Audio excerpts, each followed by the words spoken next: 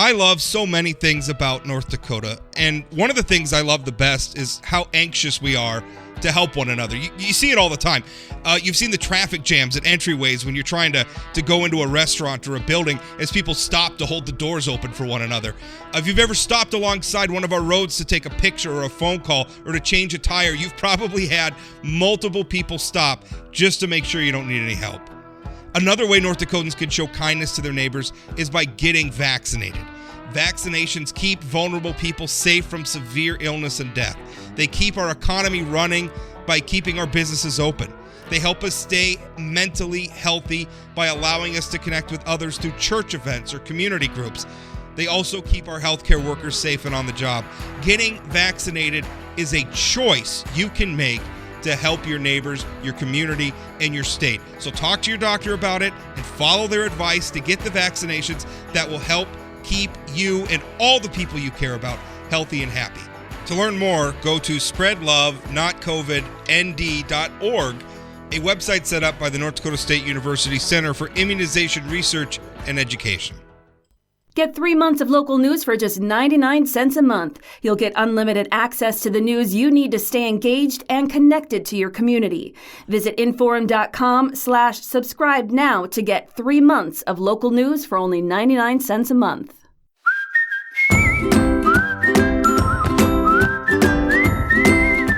Welcome to Plain Talk, and boy, it was quite the election day, and the fallout is, nationally, I guess.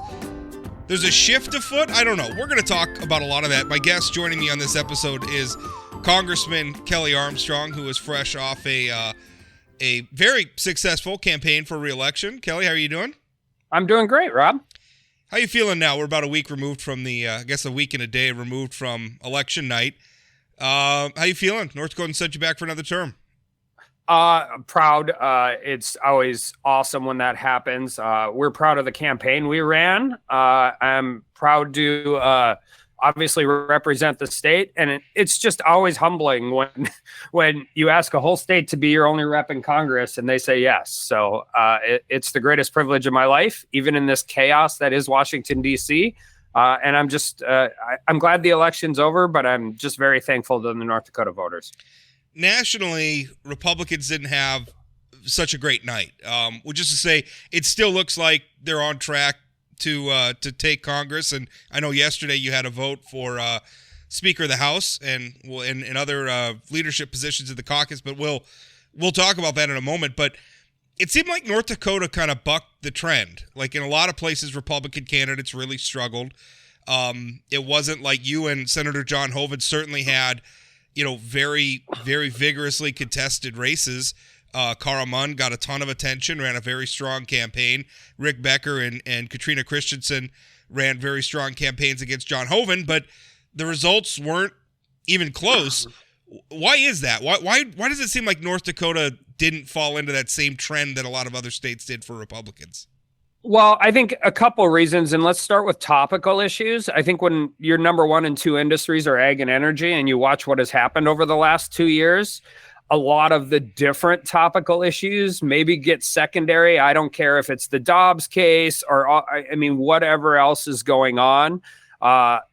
When your two biggest industries have been really, really damaged by what are essentially self-inflicted wounds from an administration, that you tend to go there first. I think the second thing, one, we have candidates that go out and they work hard and they run and they do those things. But because North Dakota has had so much success, and I did it for 3 years, we have the infrastructure in place to actually, do the A, B's, and C's of campaigning. And I have a little different take, I think, than a lot of people on what happened on Tuesday. I think there's a lot of 33-year-old former RNC staffers that made millions and millions of dollars during the campaign.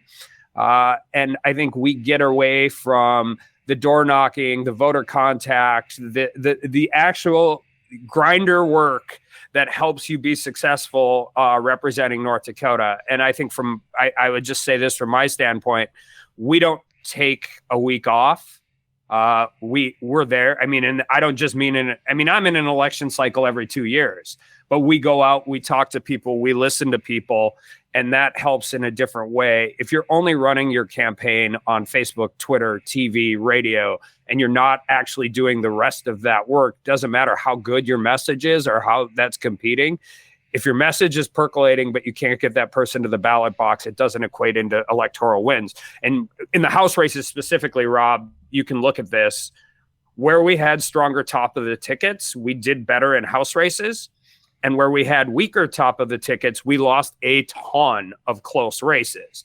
Now, that can be messaging, that can be a lot of different things. But I think as we go through this and look at it, you're going to see that the overall operation level at the state party level or the governor candidates level was weaker than it should have been to help do those things. Well, you've kind of veered into my next question, but let me ask it directly. Why did Republicans have such a tough night nationally? There's a million opinions out there. The U.S. House, Republicans in the House for 2 election cycles in a row are the only ones that gain seats. Like, you can go to 2020. We were supposed to lose 15 seats. We gained 15. The Senate flipped to Democratic control. You go to this election, outside of not performing to whatever the pre-election narrative is, which is true, the U.S. Republicans in the House won seats. Senators didn't, governors didn't, all of that thing. But I think a big part of this, and I think this is where we really have to have a conversation, is even if we're raising a ton of money nationally, whether it's the NRCC, CLF, NRSC, all of this stuff, how is that money being deployed? And is there a better way to do that? Is there anything with message? I know one popular narrative that's out there, and it's one I think has some credibility, is that, people who represented some of the more extreme, what I would say are extreme points of view, people who are very focused on still litigating the 2020 election, they're a lot of the high profile people who lost. A lot of people who are very closely associated with Donald Trump, they're a lot of the people who lost. Do you agree with that? Listen, I think anytime you are talking about the past and running for a future office, I think you have a problem. I think you have a fundamental structural problem of how you are running your campaign, because people don't. I always say this: the next election is the most important election you've ever been a part of, but for one reason and one reason only. It's the only one you can affect the outcome of. Like, it doesn't matter what you think about 2016, 2018, 2020. You can't really, if your sole message is that, it doesn't work. The other answer is, and I'll go to the structural part of it a little bit. We got wiped out in California in 2018. Republicans got wiped out across the board in California in 2018. You might not like the laws. I don't like ballot harvesting. I don't like all of those things. But the Republican Party in California put in an infrastructure to deal with the laws, not as they wish they were, but as they were. And we are, even in this tough headwinds of a political environment, we have Republicans in really tough seats that are going to win their elections. David Valadao, Mike Garcia, Michelle Steele, Young Kim. And it's because the infrastructure exists to deliver a message, but also to deliver votes under the current regime and regulations of what those laws are. Currently, both the Senate Minority Leader Mitch McConnell, that question's yet to be settled, but he's facing a challenge from the head of the NRSC, Senator Rick Scott from Florida, for being leader of the Senate Republican caucus. Yesterday, the House caucus held their votes. You, according to reports, were one of the people who normally these votes are not recorded. It's a secret ballot, but it was reported that you gave a nominating speech for House Minority Leader Kevin McCarthy to presumably be, once we get all the final results in, the next Speaker of the House, which I probably indicates how you voted in that. Tell us why Kevin McCarthy? Why'd you support him? Well, I will say this, and listen, these are tough jobs, because when we win, everybody gets credit, and when you lose, they take the blame. But I can't think of anybody who could have navigated the last 4 years that I've been in Congress in a better way. And I've said this to all the ideological factions in the House. Whenever you're in that position, there is criticism. But my response to that is, okay, what would you have done better? And I said this yesterday. What would you have done to raise the money from CLF all across the country, visit 40 states, do events for 125 incumbents, as many or more of that for new members, work with the party recruiting and all the way up. And listen, we don't fall in line like Democrats do in DC. And I don't mean that other than it's the truth. If you have the more moderate third of the conference saying you have to be all in with us, you lose the most conservative third of the conference.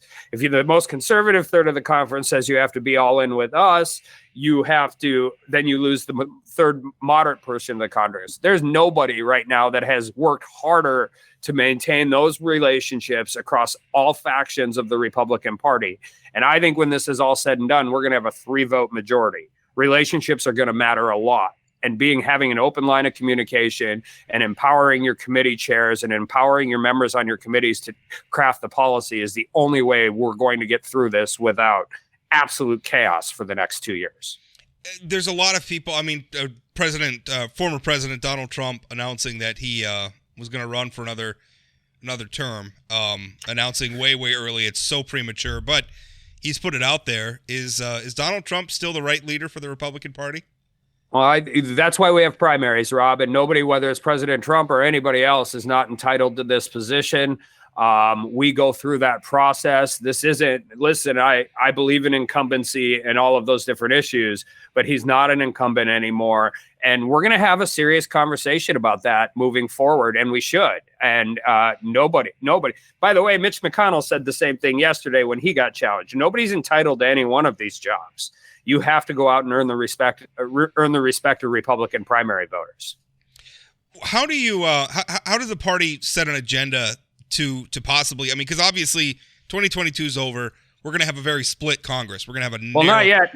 We still have 9 races left to call. As I said, it's the way things are shaping up. It's looking like Republicans are going to have a very narrow majority in the House, and it's going to be Democrats are going to have a very narrow majority in the Senate. How do Republicans? What are the right priorities for Republicans over the next 2 years to make the case for larger majorities in Congress and a Republican president? You're going to essentially have 3 things in the House over the next 2 years. You're going to have good policy and messaging bills that are not going to get through the Senate, or they will get vetoed. If you're a Republican, if you're a conservative. So we know that. You're going to have spending bills, which is where the real action is going to be. And this is where we will be held accountable. Every member of Congress on the Republican side, in some way, shape, or form, ran for election saying we have to get government spending under control. We have to get inflation under control. More than I'm happy that a lot of them talked about our debt and our deficit. And then the third thing, which is the one thing, and I think you and I have talked about this before, that we actually can do well is oversight.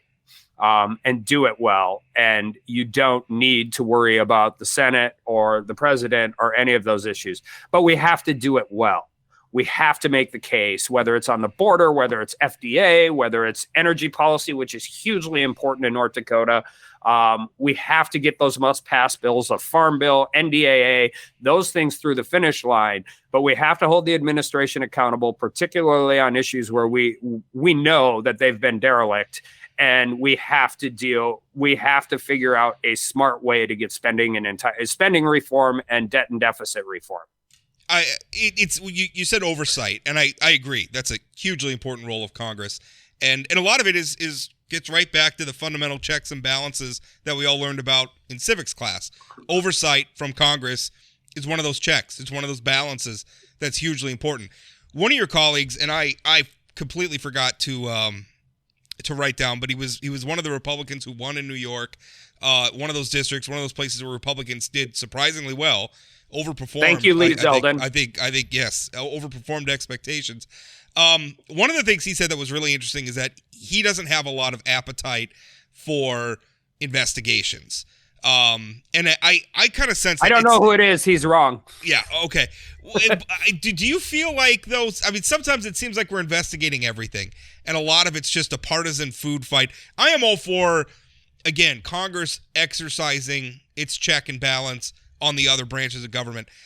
I don't know how much appetite Americans have for more drama, more sensational committees. Do you agree? I mean, do you understand the distinction I'm making? Do you agree with it? I'll give you a perfect example, and I believe this, and this is not a political example. This is somebody who used to do criminal defense work. Obviously, I've been involved in a lot of these hearings in the minority, particularly in my first 2 years at Congress. I don't particularly care what salacious video is on Hunter Biden's laptop. I just don't. I care about whether he utilized his proximity to power to curry favor with foreign governments and what that means and how that worked. Because it wasn't like his dad was out of office at the time. His dad was the United States vice president. And so you can do that hearing. I just hope we do it. And you can do that investigation. Here's what I want to happen. I want to investigate conduct, not people.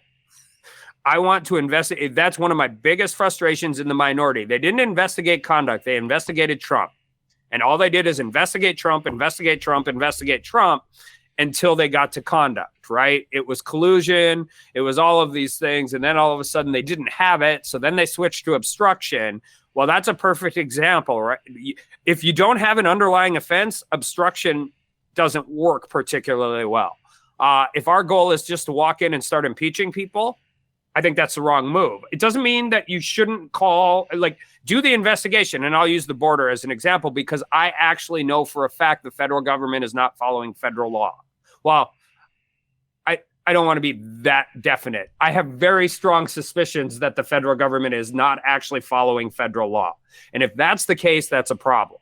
So you investigate that conduct, you figure out where the decision making was, and if that decision making goes to the secretary, then yes, you have a different conversation to have. But you should build the case before you do it. And it doesn't take 2 years to do that. You can call in things, you can do those things, but I listen, there are real structural problems down at the border, and anybody who's thinking we're not going to investigate that, I think our constituents are demanding it. Particularly if you've had a fentanyl overdose in your community in the last 6 months. These are real questions. These are real concerns, and we should move forward. And it doesn't matter any oversight hearing, whether it's a subcommittee or actually in the oversight committee, you are going to have bombast. You are going to have that. That is the nature of Congress. But in the middle of all that, you can also conduct real and effective oversight that actually shows you where the problem in the bureaucracy is that is actually affecting North Dakotans' lives. I think you're right. What I'm hoping as a voter is that we focus on the first two things you talked about. And again, I don't want to say that oversight's unimportant, but gosh, Kelly, I mean, right now, a lot of Americans can't visit the grocery store without spending $200. Our energy situation is not great. But if you're like me and you think a significant majority of our inflationary pressures are based on energy, then oversight of Secretary Granholm, oversight of FERC, why they're not granting permits? Sure. That their career people say they should grant because they're trying to base an ideological, they are literally using government agencies to satiate the ideological environmental left. That requires oversight. And by the way, in DC, it's a little different because if you're going to get the media out here to cover it, you have to be constant, you have to move forward, you have to do it. If everything I have seen in the last 4 years in Washington, D.C. says the DOJ leadership absolutely needs to be in front of our committees, and we need to start having conversations about why so many decisions in that office have been politicized, why they are not following the Inspector General's reports on what they need to do to change their culture, why they aren't doing that. I just hope we do it you can do it in a tenacious way and still be thoughtful, and that's what I hope for. How do you go about limiting spending in an environment? I mean, first of all, Republicans aren't going to control the Senate. They're not going to control the White House in the next 2 years. And spending has become such an enormous problem. Republicans haven't done a particularly good job of controlling it when they've been in power. So no, how do we?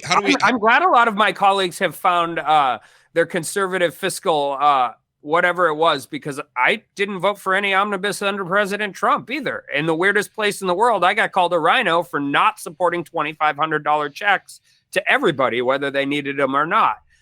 You have to use leverage. You have to leverage whatever tools you have on spending bills. But again, listen, omnibus spending is not how you never solve this problem this way. It never goes that way. Our appropriators have to work to pass budgets. But you have to get that budget through the Senate too, as well. So, I mean, we're going to have to govern. I mean, particularly on the spending sides. And we have to figure it out. We're $31 trillion in debt, Rob. $31 trillion. Every single time we raise the interest rate, just this 2.5% hike is another $800 billion just in servicing the debt. Just the increase in interest is $800 billion. And the problem with all of this is you need a 10-year solution to 2-year election cycles, and you have to do it in a way that you can have credibility with the American people on how you're going to get this under control. Because I'm going to tell anybody who's listening to this right now, we can't solve this problem in 2 years. We cannot. What we have to do is have a roadmap put together that solves this problem over the course of a decade. Because if we don't, it's going to just continue to get out of control. And unfortunately, I don't think these inflationary pressures and the headwinds our economy is facing are going away anytime soon. Do you, talking about another policy area, we're going to need another farm bill here pretty soon. Yes. And that's going to require some compromise. Historically, that compromise has been between rural state representatives such as yourself and urban area people, where we've sort of mashed together a lot of nutrition programs like SNAP, social programs like SNAP, with farm policy. Is that going to be the way it goes again? I mean, is that how? Yeah, I think I actually had this question in my last debate. The reason the nutrition programs are in the farm bill is so you can pass farm bill. I mean, I don't like it. I wish we took those two issues up separately. I think anybody who believes in policy being best delivered when you have one issue instead of 5 is a better way to do it. But we can talk about the math in the farm bill all day long, but the math is 218 and 60. If you can't get 218 votes in the House and you can't get 60 votes in the Senate, you don't have a farm bill. So yes, they will stay together, because if they don't, we won't pass a farm bill through both chambers, and that is just simply unacceptable when you represent the state of North Dakota. Let's talk international. Let's talk Ukraine. I know one thing that Kevin McCarthy said. Now, once the dust settles, I think we can expect is going to be the next Speaker of the House. He said that Ukraine may find a hard time getting support out of a Republican House of Representatives. Do you agree with that? So he also clarified some of those statements later, which is interesting. I don't think there's an issue that deserves a debate on the floor of the House more than this issue. There sure hasn't been when I've been here. And this is one of those things that absolutely, one, we need guardrails, we need accountability, we need accounting on any money we set. 2, 12.5% of the world's calories come from the Donbass region of the Ukraine. 3, I don't know what the dollar amount of taking Vladimir Putin off the board without ever getting a U.S. soldier shot at, but there's a value there, and there's a significant value. And this is one of those things where I think this is the difference, and this is where I will push on our side. This cannot be printed off the speaker's printer at midnight and brought to the floor at 10 a.m. the next morning. This deserves debate. This deserves all sides to be heard. This deserves to be out there and making the case to the American people, because yes, the U.S. needs to have a continued role in the Ukraine. One of the few benefits of all of this is the reinvigoration of NATO. Also, our coalitions with Europe are going to get tougher because they're all democracies as well. And you think our energy problems are bad? Their energy problems are legitimately existential at this time. And if we're going to keep that coalition together, they have to keep their constituencies together as well. And if you're paying 30% of your disposable income to heat your house in Germany, your elected leadership is going to have problems just like we see here. But I am very hopeful that anything we continue to do towards our support of the Ukrainian people is open, transparent, and the case is being made to the American people. If you were writing the bill, what does that support look like going forward? That support looks like, so first of all, and I'm pretty honest about this. I'm a Western North Dakota former criminal defense attorney and oil guy. I learn new things and more things on foreign policy on a daily basis than any other subject I have, because I never had, even in the state legislature, all of those different issues. I think that policy needs to be targeted. I think it needs to be accountable. And this is the one place I disagree with both sides of the aisle to some degree or another out here. If we are going to have an outsized role in financing this, we should have an outside role in having conversations about what the end of this looks like, because it is important. It's important to the American taxpayer. It's important to anybody who cares about a nuclear Russia getting desperate. It's important to those things, and we have to be at the table, and the money we are spending has to be accounted for. You want to talk about state politics for a minute? Sure. Former party chair. Rick Becker lost in didn't get 20% of the vote. I think it's fair to say is sort of the avatar of a faction of Republicans in North Dakota who have been not very satisfied with I guess I don't know what you want to call it, establishment Republican, if that's the term to use, establishment Republicans. It seems like it was a bad election night for them. What does the unity of the Republican Party in North Dakota look like going forward? Well, I mean, I think the reality is the election night was really bad for Democrats in North Dakota. And by the way, I mean, outside of the structural things, running Mark Haugen out of the race probably didn't help their long-term party applications. But I've always said this, most other people in other states, particularly Republicans, would love to have the problems North Dakota has, but they bring unique and special problems. And I think the thing in North Dakota politics that I think is more interesting, you're going to have 2 new approach chairs in the Senate and the House. You're going to have 2 new majority leaders in the Senate and the House. I mean, that's a tough. I think on both sides. Jeff Delzer, Ray Holmberg, Rich Wardner, Chet Pullert are all not going to be there. And I think they have a tremendous opportunity the same way in leadership. And listen, Mike LaFleur got elected majority leader. David Hogue, who was my former chair on Judiciary, got elected majority leader. I don't know if there's an approach chair in the Senate yet. I'm pretty sure Don Vigasaw will be the chair of House Approps. You have a bunch of really talented guys. And as somebody who used to be a party chairman and also a member of the legislature, I don't think that any of them necessarily want critique or criticism from their federal delegation, and our hand is full. My only answer would be, don't start with any preconceived notions. Bring every single one of those members got elected by their constituents, bring them to the table, allow them to have an open and transparent process. And then whether they win or lose, whatever fight they have, you end up in a situation where nobody can say the game is rigged. That is that was how I operated as state party chair.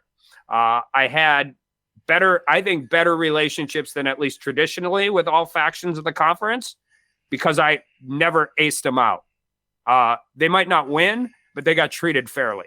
And I think if you're gonna try and herd the cats that is the Republican conference, whether it's in the Senate or the House of Representatives, making sure that there's an open and transparent way in which to approach leadership is going to be really important.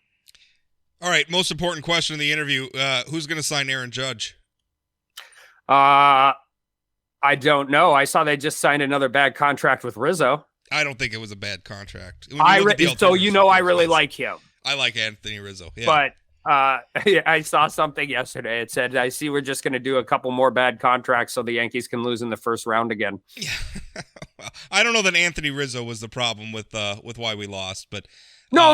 I think Anthony Rizzo is absolutely one of those guys that the sum is total than the greater of his parts. And yeah. I mean, he's that type of thing. But I think, listen, I don't know. I can't imagine the Yankees can let Aaron Judge go. I just can't. He is definitely the heir apparent to Derek Jeter. Mariano Rivera was something a little bit unique in his whole way. Second best closer entry of all time. Well, we'll end it there with a little bit of baseball talk. Kelly, thank you always for your time. You gave me 30 minutes. We got 30 minutes. I appreciate it. Thanks, Rob.